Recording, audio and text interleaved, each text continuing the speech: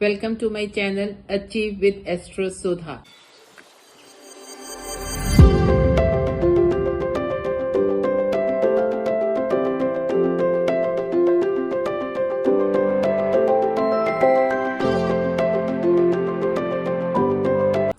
आप सबको एस्ट्रोलॉजर सुधा वाधवा बेदी की प्रेम भरी नमस्ते। आज हम एस्ट्रो प्रिंसिपल्स के अंदर ये देखेंगे कि अगर आपका एसेंडेंट कैंसर है, लगन आपका कर्क है और आपकी मून की प्लेसमेंट डिफरेंट हाउसेस के अंदर है, तो आप जो कोई नेटिव है वो किस तरह की उसकी फॉन्डनेस होती है, उसको क्या चीज अच्छी लगती है। जब आपका लगन कैंसर है, एसेंडेंट आपका कर्क है, इन दैट केस जो नेटिव है उसकी जो लॉर्डशिप बनेगी एसेंडेंट की, वो मून की बनेगी। तो इस तरह के जो नेटिव्स होते हैं they are generally into very haste. क्यों? क्योंकि मून जो है वो बहुत जल्द फास्ट मूविंग प्लैनेट है। जैसे आप जानते हैं कि मून जो है 2.5 डे के अंदर अपनी राशि को बदल लेता है। And they are very fond of truth and avoid the falsehood as far as it is practical. तो उनकी कोशिश यही होती है। And moon is mother to all and enemy to none. तो they are mild and gentle in nature, they are well wishers of everyone and enemy to none. वो किसी का भी बुरा नहीं चाहते, दे वांट कि सबका अच्छा ही हो and they generally behave in that manner.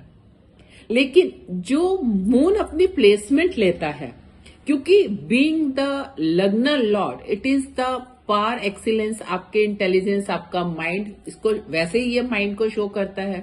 और being lagna lord it becomes the par excellence, आपके माइंड को रिप्रेजेंट करता है। और ये जिस हाउस में इसकी प्लेसमेंट होती है, the native become fond of such things. Now we will take कि क्या उसकी प्लेसमेंट अगर सेकेंड हाउस से लेकर 12th हाउस तक है, तो नेटिव के अंदर क्या कैरेक्टरिस्टिक्स या ट्रेड्स आएंगे जो ज्यादा इंपॉर्टेंट होंगे उसकी लाइफ के लिए।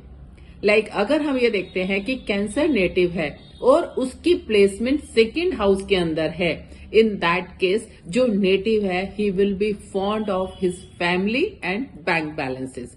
क्यों? क्योंकि वो उसकी फैमिली को रिप्रेजेंट करता है सेकेंड हाउस, एंड आपके धन स्थान को रिप्रेजेंट करता है, आपकी एक्यूमुलेटेड वेल्थ को रिप्रेजेंट करता है। इसीलिए he will be fond of the bank balances. Now अगर मून जो है वो आपका 3rd हाउस के अंदर प्लेस्ड है और कैंसर असेंडेंट है, इन दैट केस जो native will be fond of it's younger siblings, it's friends, it's subordinates. क्योंकि ये हाउस इन चीजों को रिप्रेजेंट कर रहा है, तो इन चीजों के लिए उसकी एक स्पेशल लाइकिंग होगी। Now if moon is placed into the 4th house, then person will be fond of its motherhood, mother and its property. अपने घर का उसको बहुत ज्यादा चाव होगा हर समय। If it is placed into the 5th house, then the native will be fond of its children.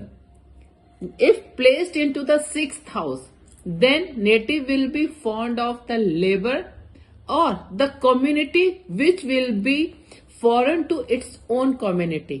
मतलब वो जिस कम्युनिटी को खुद बिलोंग करता है उसके अलावा जो दूसरी कम्युनिटी होगी, the person will be, the native will be fond of that community. If moon is placed into the 7th house, in that case जो नेटिव है he will be fond of its spouse, wife और husband जो भी होगा he will be very fond of such अपने spouse का। So अगर cancer natives हैं और आपका मून 7th में है, then spouse is going to be very lucky, क्योंकि the native will be very fond of his spouse। अगर 8th हाउस के अंदर मून प्लेस्ड है कैंसर नेटिव्स का, such natives are adventurous and sinful deeds के अंदर थोड़ा सा उनका अट्रैक्शन रहता है।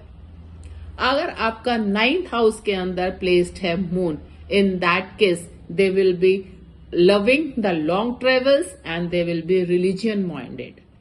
10th हाउस के अंदर प्लेस्ड है अगर आपका moon for the cancer natives, in that case native will be fond of persons of high authority, high positions के ऊपर जो लोग बैठे हैं, the native will be very fond of such people.